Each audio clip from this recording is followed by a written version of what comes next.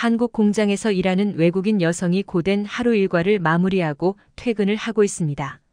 잔업 때문에 시간이 벌써 많이 늦어진 탓인지 하늘이 온통 어두운데요. 쉴 시간도 없고 숙소로 돌아가면 씻기만 하고 바로 자야 할 것 같습니다. 그래도 여성은 열심히 일한 오늘이 보람찬 표정인데요. 밤하늘을 올려다본 바로 그때였습니다. 헉! 하늘에 이상한 것이 떠다니는 장면을 목격한 여성이 소스라치게 놀라 뒤로 낮아빠지고 말았습니다. 여성은 도무지 하늘에서 시선을 떼지 못하는데요. 여성은 도대체 무엇을 보았기에 그토록 놀라고 말았던 것일까요? 한번 자세히 알아보도록 하겠습니다. 해당 사연은 미얀마에서 온 파잉 씨의 SNS 내용을 바탕으로 재구성된 스토리입니다. 안녕하세요, 한국인 여러분. 저는 미얀마인인 파잉이라고 합니다. 지금은 미얀마에 있지만 저는 꽤 긴 시간 동안 한국에 있었답니다. 그래서 한국인분들을 보면 참 반가워요. 돈을 벌러 간 거였는데 돈뿐만 아니라 좋은 경험을 많이 해서 제 기억 속에 한국은 정말 좋은 나라로 남아 있어요. 저는 다른 외국인 노동자들이 대체로 그렇듯이 돈을 벌러 갔습니다. 부유한 가정이라면 굳이 돈 벌기 위해 해외까지 나갈 필요가 없거든요. 집에서 지원해주는 돈으로 학교 다니고 부모님이 꽂아주는 직장 들어가 일하거나 아니면 부모님의 재산 사업을 물려받아서 편하게 살죠. 하지만 저처럼 못 사는 집안에서 태어난 대다수의 미얀마인들은 뼈 빠지게 일해야만 합니다. 해외에 나가지 않는 사람들도 있긴 하지만 투자 시간 대비 큰 금액을 모을 수 있는 길은 역시 해외 공장 근무였습니다. 한국이나 일본으로 많이들 갔는데 저는 코리안 드림을 꾸고 있었어요. 그럴 만한 사례가 있었기 때문이죠.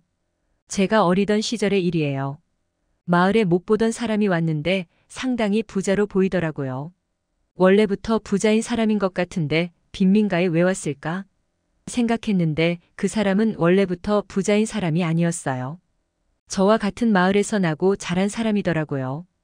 가난해서 얼른 벗어나고 싶어서 돈 벌려고 한국에 갔었고 몇 년 만에 큰 돈을 벌어서 돌아온 거였습니다. 정말 부자처럼 보였어요. 뭔가 반짝반짝하게 꾸미고 다니는 건 아니었지만 여유롭다는 느낌을 받았거든요. 나중에 들은 바로는 그 사람이 한화로 5천 정도를 벌어서 왔다고 했어요. 그 돈이면 미얀마에서는 일 안 하고 놀고 먹을 돈이거든요. 그 사람이 유독 열심히 노력해서 그렇게 많은 돈을 벌어온 것이었겠지만 어쨌든 그 사람이 제 롤모델이 되었고 그날부터 저도 코리안 드림을 꾸게 된 거였죠. 얼른 한국에 가고 싶어서 어른이 될 날만 기다렸습니다. 그런데 한국에 가고 싶다고 그냥 가지는 게 아니더라고요. 많은 정보를 모아야 했고 돈도 모아야 했습니다. 저는 시간을 들여서 만반의 준비를 했고 한국으로 훌쩍 떠났어요. 비행기를 탄 것도 그때가 처음이었어서 몹시 신기했지만 한국의 공항에 도착했을 때는 정말 입이 떡 벌어졌었어요. 너무너무 반짝거리고 너무 크고 없는 게 없고 좋은 냄새도 나는 것 같고 멋진 사람들이 돌아다니고 저는 공항 구경을 하느라고 20분 남짓 시간을 공항에서 보냈던 것 같아요. 제가 가게 된 공장은 아주 좋은 곳이었습니다. 경기도의 모 도시에 있는 곳이었는데 직원들이 머물 수 있는 숙소도 있었고 밥도 나왔거든요. 숙식이 해결되는 곳이었습니다. 일해서 돈을 벌면 80% 이상을 저축할 수 있는 환경이었죠. 20%는 필수품을 사거나 아주 가끔 사고 싶은 것을 사는 정도였어요. 일단 저는 일해서 번 돈을 미얀마에 있는 가족들에게 보냈습니다. 어린 날 제게 코리안 드림을 꾸게 만든 장본인처럼 얼른 큰 돈을 손에 쥐고 싶긴 했지만 배 굶고 있을 가족들이 눈에 밟혀서요. 달마다 제가 받은 급여의 절반을 가족들에게 보냈고 남는 돈이 남아 개인적으로 모았습니다.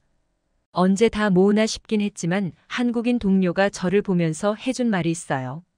티끌 모아 태산이다. 이게 도대체 무슨 말이냐고 물으니 조금씩이라도 모으면 나중에는 꽤 큰 금액이 되어 있을 거라는 말이라고 했습니다. 꽤 긴 시간이 흘러야겠지만요. 한국에서 지내는 건 정말 행복했습니다. 일이 고되긴 했지만 제가 머무는 숙소만 해도 미얀마에서 가족들과 같이 살던 집보다 좋았거든요. 선풍기도 있고 이불 덮고 잘 수도 있고요. 숙소보다 제가 좋아했던 것은 식당에서 나오는 밥이었습니다. 정말 너무 맛있었어요. 태어나서 이렇게 맛있는 음식은 처음 먹어보는 것 같았어요. 처음에는 눈치 보느라고 더 받아서 먹지 못했는데 지내는 시간이 늘어갈수록 한국인 분들이 친절하게 대해주셔서 저도 편해졌고 먹고 싶은 만큼 더 먹을 수 있었습니다. 그렇게 지냈더니 제 체형이 완전히 달라져 있었어요.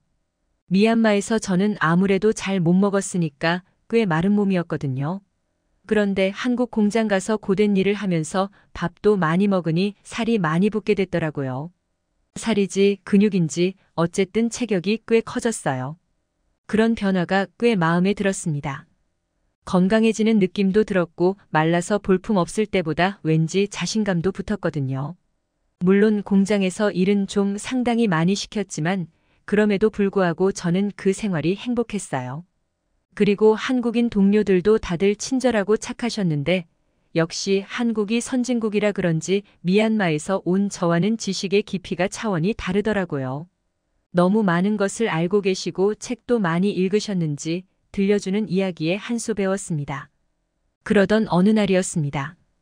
여느 때처럼 일을 마치고 숙소로 돌아가려고 했었는데요. 저는 하늘에 떠 있는 충격적인 것을 보았습니다. 하늘에 웬 고래가 헤엄치고 있는 게 아니겠어요? 너무 놀라서 뒷걸음질 치다가 발을 헛디뎌 엉덩방아를 찧었습니다. 저는 제가 헛것을 봤나 싶어서 눈을 비비고 다시 하늘을 올려다봤는데 고래가 계속 있었습니다. 아니 아무리 한국에 제가 생전 처음 보는 것들이 많다고 해도 그렇지 어떻게 하늘에 고래가 떠다닐 수 있는 건가요? 저는 무섭기도 했지만 밤하늘을 떠다니는 고래의 멋진 모습에 매료되어서 한참을 그 자리에 앉아서 보고 있었습니다. 정말 아름다웠죠. 어쩐지 고래가 저를 발견하고 제 쪽으로 오려는 것 같았는데 계속 정신 못 차리고 그 모습을 보고 있었습니다. 곧 저는 화들짝 놀라 얼른 일어나 달려서 숙소로 뛰어들어갔어요. 들어가서 씻고 옷을 갈아입으면서도 두근거림이 멈추질 않았어요. 분명히 무서웠던 것 같은데 이상하게 매일 경험하고 싶은 것이었습니다. 그리고 다음날 직원들한테 하늘을 유영하는 고래를 봤다고 말하니 다들 저를 미친 사람 취급하더라고요.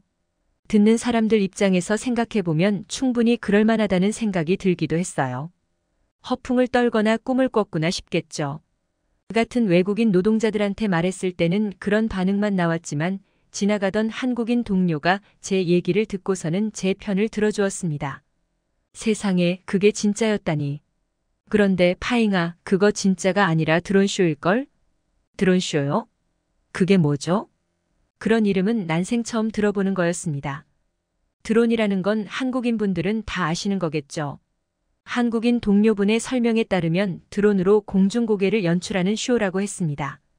제가 목격했던 것은 시에서 주최했던 드론봇 페스티벌이었던 거예요. 축제는 비행장 특설 무대에서 열렸었는데 공장이 꽤 가까이에 위치해 있었던 거죠. 그래서 그렇게 선명하게 드론으로 만든 고래가 보였던 겁니다. 한국에서는 이런 축제가 자주 열린다고 하더라고요. 그래서 저도 꼭 제대로 보고 싶어졌습니다. 그 고래가 진짜가 아니었던 건 아무래도 상관없고 뭐든 하늘에 떠 있는 그 반짝거리는 것들을 또 보고 싶어서 나름대로 알아봤지만 저에게는 좀 어려운 일이었습니다. 식사 시간마다 그 이야기를 했더니 한국인 동료분이 저한테 그러더라고요. 데려가 줄까? 네. 저는 망설임도 없이 같이 가겠다고 했고 그 언니와 함께 진짜 드론 축제에 가게 됐습니다. 너무 설렜어요. 그곳에서 저는 언니 덕분에 최고의 경험을 했습니다. 밤하늘을 수놓는 불빛들이 현실이 아닌 것처럼 느껴질 만큼 아름다웠거든요. 정말 거대한 독수리가 날개를 펼치는 모습은 그야말로 장관이었습니다. 개인적으로 처음 봤던 고래보다 더 아름답더라고요. 하늘에 뜬 불빛을 구경하는 데서 끝이 아니었어요. 드론을 직접 날려보는 기회도 주어졌습니다. 물론 엉성해서 제대로 되지 않았죠. 당연했습니다. 드론이라는 물건을 처음 만져봤으니까요. 그런데 축제에 같이 간 언니는 제법 난리더라고요. 그래서 제가 제발 좀 알려달라고 사정을 해서 언니가 도와주었어요. 제가 날린 드론은 거대한 고래나 독수리처럼 화려하고 멋있진 않았지만 제가 날렸다는 데서 큰 의미가 있었습니다. 드론 축제가 너무 즐거웠어서 마지막까지 자리를 지켰습니다. 저는 드론과 사랑에 빠져버려서 드론을 잊지 못했고 결국 드론을 하나 장만하기까지 했어요. 원래 저는 급여를 받으면 가족들한테 보내고 저금하기 바빠서 다른 데에는 돈을 하나도 안 썼는데 드론은 제가 처음으로 저를 위해 산 물건이었죠. 그래서 더욱 애착이 갔습니다. 저는 시간이 날 때마다 드론 날리는 방법을 연구하고 드론을 날려봤어요. 너무 재밌어서 시간 가는 줄 모르겠더라고요. 드론이 제 취미가 된 거죠.